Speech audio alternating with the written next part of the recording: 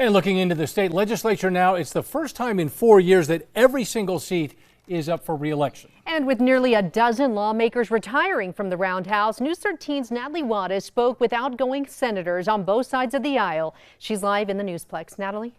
There are 6 open seats in the House and 9 in the Senate. And today, both sides are hopeful they can pick those up for their party. So it's going to change how the Republicans and the Democrats interact, because we just got a whole bunch of different new people. The big thing that jumps out at me is that there's going to be at least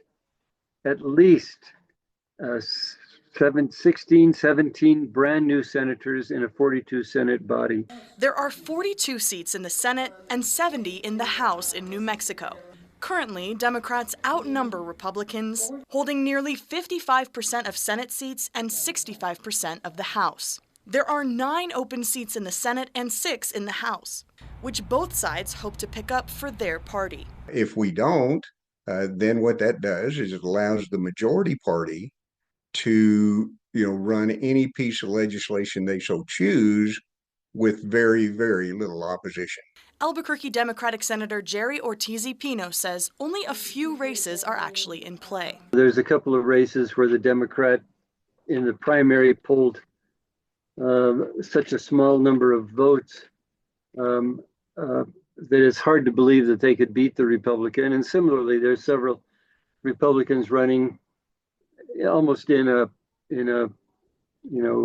just to make sure there's somebody on the ballot, but they don't really have much of a chance. Alamogordo Republican Senator Ron Griggs says his eyes are on races in Albuquerque and Silver City, which encompass 6 of those open seat races. Maybe we'll be able to pick those up. If we don't, again, we become just more of a nuisance than anything else to the majority party.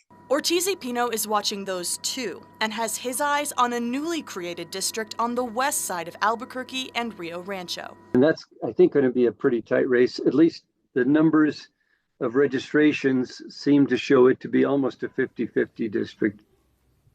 Now in the House, half of the open seats are in the metro as well. Back to you. All right, Natalie, thank you.